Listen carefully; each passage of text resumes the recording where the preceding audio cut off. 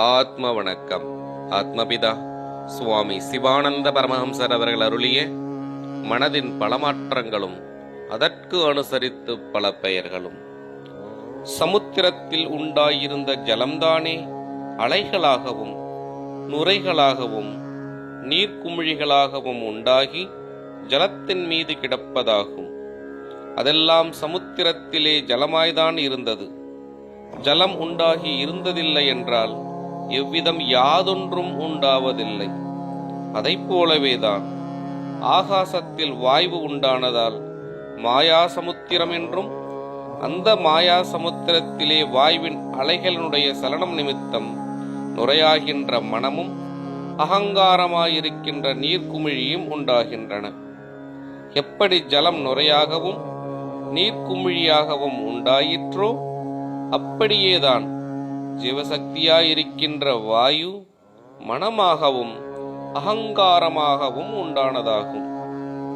நீர்க்குமிழிகள் எவ்விதத்தில் ஜலத்திலேயே ஜலத்திற்கு மீது கிடந்திருந்ததோ அவ்விதத்தில்தான் அகங்காரமாயிருக்கின்ற குமிழியும் ஜீவசக்தியாகிய வாயுவிலேயே வாயுவின் மீது கிடக்கின்றது.